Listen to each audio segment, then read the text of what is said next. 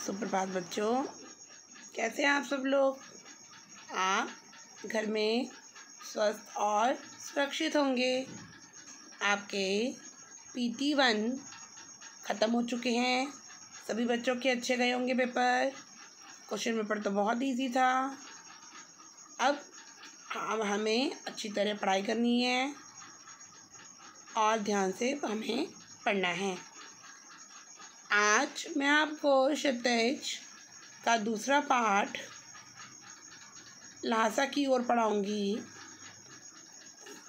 सर्वप्रथम आज मैं आपको पहले उसके लेखक के बारे में बताऊंगी और पुस्तक के 2 पृष्ठों का आदर्श पाठ करवाऊंगी। ये हैं राहुल सांकृत्यायन। लेखक परिचय देख लेते हैं। राहुल सांकृत्यायन का जन्म सन 1893 में गांव पंधा, जिला आजमगढ़, उत्तर प्रदेश में हुआ था। उनका मूल नाम केदार पांडे था। उनकी शिक्षा काशी, आगरा और लाहौर में हुई। सन 1930 में उन्होंने श्रीलंका जाकर बौद्ध धर्म ग्रहण कर लिया। तब से उनका नाम राहुल सांकृत्यायन हो गया। राहुल जी पाली, प्राकृत, अपभ्रंश, तिब्बती, चीनी, जापानी, रूसी सहित अनेक भाषाओं के जानकार थे। उन्हें महापंडित भी कहा जाता था। सन 1963 में राहुल सांकृत्यायन जी का स्वर्गवास हो गया। इनकी रचनाएं कुछ इस प्रकार हैं। राहुल सांकृत्यायन ने उपन्यास, कहानी, आत्मकथा, यात्रावृत्त, जीवनी, आलोचना, शोध आदि अनेक विधाओं में साहित्य सृजन किया है। इतना ही नहीं, उन्होंने अनेक ग्रंथों का हिंदी में अनुवाद भी किया है। मेरी जीवन यात्रा, 6 भाग, दर्शन दिग्दर्शन, 22वीं सदी, वोल्गा से गंगा, भागो नहीं दुनिया को बदलो, दिमागी गुलामी, घुमक्कड़ शास्त्र उनकी प्रमुख कृतियां हैं। साहित्य के अलावा दर्शन, राजनीति, धर्म, इतिहास, विज्ञान आदि विभिन्न विषयों पर राहुल जी द्वारा रचित पुस्तकों की संख्या लगभग 150 है। राहुल जी ने बहुत सी लुप्तप्राय सामग्री का उद्धार कर अत्यंत महत्वपूर्ण कार्य भी किया है।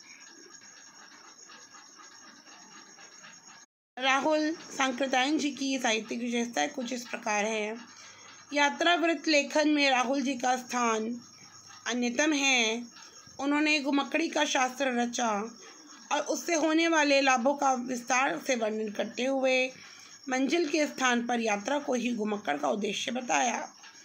घुमक्कड़ी से मनोरंजन, ज्ञानवर्धन एवं अज्ञात स्थलों की जानकारी के साथ साथ भाषा एवं संस्कृति का भी आदान प्रदान होता है। राहुल जी ने विभिन्न स्थानों के भौगोलिक वर्णन के अतिरिक्त वहाँ के जनजीवन की सुंदर झांकी प्रस्तुत की है। सैर कर दुनिया की गाफिर, जिंदगी फिर कहाँ, जिंदगी गर कुछ रही तो नौजवानी फिर कहाँ। ये राहुल सांकृत्यायन जी द्वारा रचित एक कोड है, सुंदर है। पाठ का सार कुछ इस प्रकार है, मैं आपको शॉर्ट में बता रही हूँ। संकलित अंश राहुल जी की प्रथम तिब्बत यात्रा से लिया गया है। लहासा की ओर जो पाठ है वो संकलित राहुल जी की प्रथम तिब्बत यात्रा से लिया गया है, जब राहुल जी प्रथम बार तिब्बत की यात्रा पर गए थे। उन्होंने सन 1929-30 में नेपाल के रास्ते से की थी। उस समय भारतीयों को तिब्बत जाने की अनुमति नहीं थी, इसलिए उन्होंने ये यात्रा एक भिखारी के वेश में की थी। इसमें तिब्बत की राजधानी लहासा की ओर जाने वाले दुर्गम स्थानों का वर्णन उन्होंने बहुत ही रोचक शैली में किया है। इस यात्रा वृत्तांत से हमें उस समय के तिब्बती समाज के बारे में भी जानकारी मिलती है।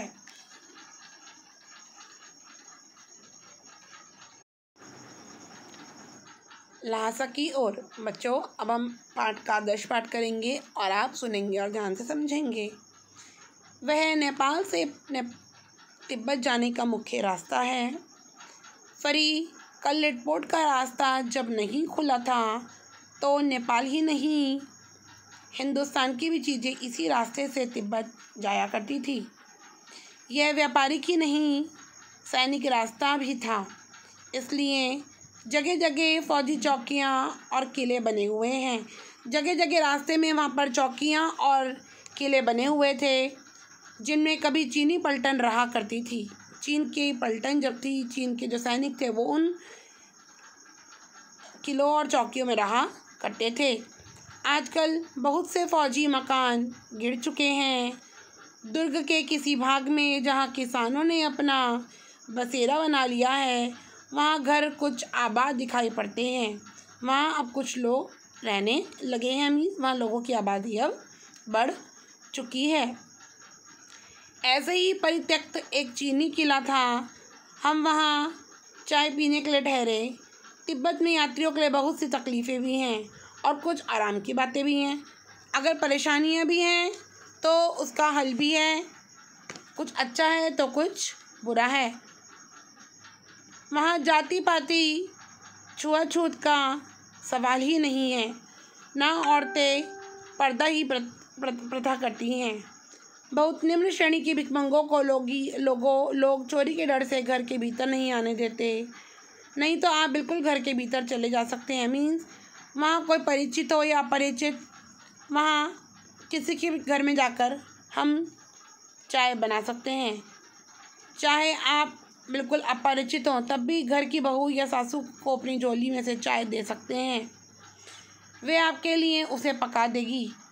मक्खन और सोडा नमक दे दीजिए। वह चाय चोरी में कूटकर उसे दूध वाली चाय के रंग की बना के मिट्टी के टोटीदार बर्तन खोटी में रख के आपको दे देगी। यदि बैठक की जगह चूल्हे से दूर है तो आपको डर है कि सारा मक्खन आपकी चाय में नहीं पड़ेगा, तो आप खुद जाकर चोनी में चाय मत कर ला सकते हैं। बच्चों, वहाँ पर लोग किसी के भी घर में घुसकर चाय बना सकते थे। वहाँ पर स्त्रियों में पर्दा प्रथा नहीं थी। वहाँ के लोग बहुत खुले विचारों वाले थे। चाय का रंग तैयार हो जाने पर फिर नमक मक्खन डालने की ज़रूरत होती है। परित्यक्त चीनी किले से जब हम चलने लगे तो एक आदमी राहदारी मांगने आया। हमने वह दोनों चिटें उसे दे दी। शायद उस दिन हम थोंडला के पहले के आखिरी गांव में पहुंच चुके थे। यहाँ भी सुमति के जान पहचान के आदमी थे और भिखमंगे रहते भी ठहरने के लिए अच्छी जगह में पहुंच गए, आखिरी गांव में पहुंच गए। यहाँ भी सुमति के जान पहचान के आदमी थे और भिखमंगे रहते भी ठहरने के लिए अच्छी जगह मिली। 5 साल बाद हम इसी रास्ते से लौटे और भिखमंगे नहीं, एक भद्र यात्री के वेश में घोड़ों पर सवार होकर आए थे। 5 साल बाद जब लेखक ठीक उसी रास्ते से फिर गुजरे, लेकिन इस बार वो भिखमंगे के वेश में नहीं, एक भद्र यात्री के वेश में घोड़ों पर सवार होकर वहाँ आए थे। किंतु उस वक्त किसी ने हमें रहने के लिए स्थान नहीं दिया, उन्हें रहने की जगह नहीं मिली। हम गांव के एक सबसे गरीब झोपड़े में ठहरे थे। पिछली बार तो उनकी आवभगत की गई क्योंकि सुमति साथ थे। इस बार उन्हें रहने के लिए कोई भी जगह ढंग की नहीं मिली। बहुत कुछ लोगों की उस वक्त की मनोवृत्ति पर ही निर्भर है। खासकर शाम के वक्त लोग छंग पीकर अपने होश आवाज खो बैठते थे, उनसे वो दुरुस्त हो जाते थे। अब हमें सबसे विकट डांडा थोडला पार करना था।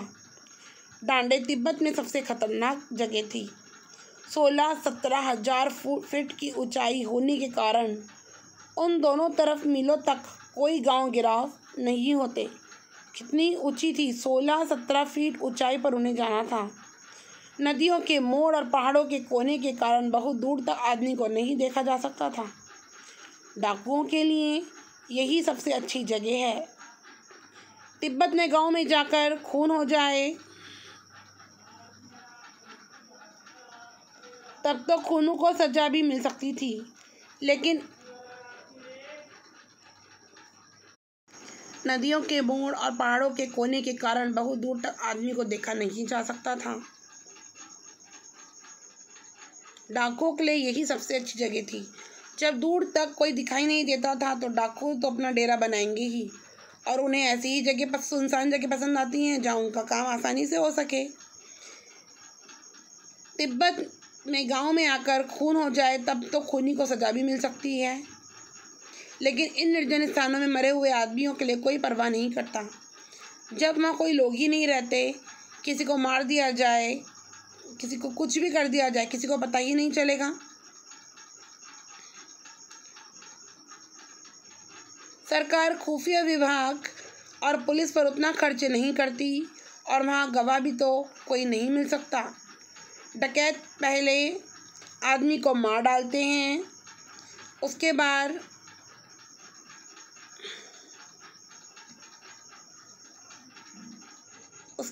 देखते हैं कि कुछ पैसा है कि नहीं। कितना आसान है उनके लिए लोगों को मारना और उनसे सब कुछ छीन लेना। कानून ना, हथियार का कानून न रहने के कारण यहाँ लाठी की तरह लोग पिस्तौल बंदूक लिए फिरते हैं। लोगों के आम जीवन में मनुष्य अपने हाथ में चक्कू पिस्तौल भी नहीं रखता, डंडे भी नहीं रखता, और वो आराम से अपने यहाँ पिस्तौल और बंदूक लिए घूमते हैं। डाकू यदि जान से ना मारे तो खुद उसे अपने प्राणों को खतरा रहता है, क्योंकि अगर डाकू उसे जान से नहीं मारेगा तो जिसको मारा है वो उसकी कंप्लेंट कर सकता है, लेकिन अगर डाकू उसको जान से मार दें तो डाकुओं की ज़िंदगी सेफ रहती है। अगर डाकू उसको जान से ना मारे तो डाकुओं को खुद अपनी ज़िंदगी का खतरा बना रहता है। गांव में हमें मालूम हुआ कि पिछले थोंडला के पास खून हो गया। शायद खून की कमी हम उतनी परवाह नहीं करते, क्योंकि हम भीख मंगे थे, और जहाँ जहाँ जैसी सूरत देखते टोपी उतार जीभ निकाल कुछ ही दया एक पैसा कहते भीख मांगने लगते। वहाँ के लोग ऐसे ही भीख मांगते थे। लेकिन पहाड़ की ऊंची चढ़ाई थी, पीठ पर सामान लाद कर कैसे चलते। ऊंचाई काफ़ी थी तो पीठ पर सामान लाद कर चलना इतना आसान नहीं था, और अगला पड़ाव 16-17 मील से कम नहीं था। मैंने सुमति से कहा कि यहाँ से लंकोट तक के लिए 2 घोड़े कर लो, सामान भी रख लो और चढ़े चलेंगे। दूसरे दिन घोड़ों पर सवार होकर ऊपर की ओर चल पड़े। डांडे से पहले एक जगह चाय पी और दोपहर के वक्त डांडे के ऊपर जा पहुँचे। हम समुद्र तल से 17-18 हज़ार फीट ऊंचाई पर खड़े थे।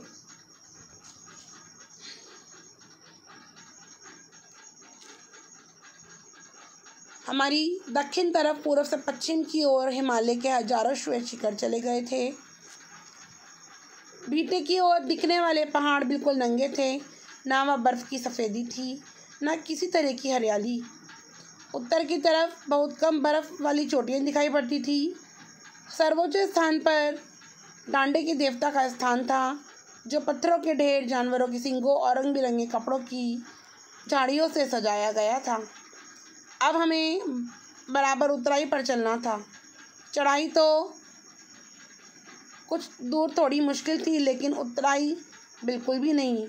शायद 2 और 1 सवार साथी हमारे साथ चल रहे थे। बच्चों, आज के लिए इतना ही काफ़ी है, बाकी हम आपको भाग 2 में पढ़ाएंगे।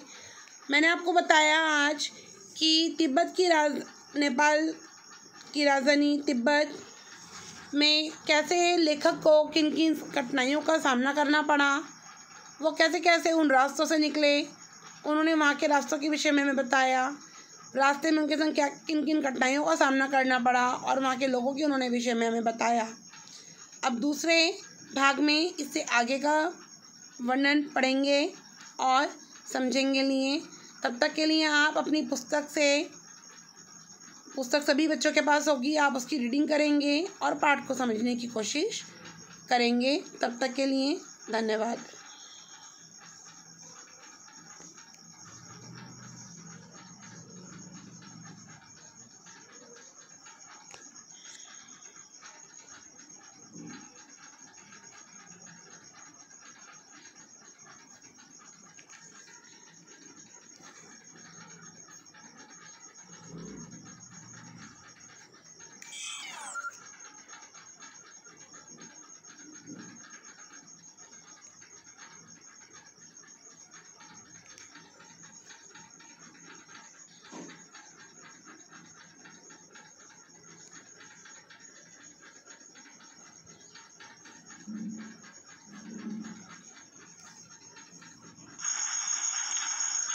लहासा की ओर। बच्चों अब हम पाठ का आदर्श पाठ करेंगे और आप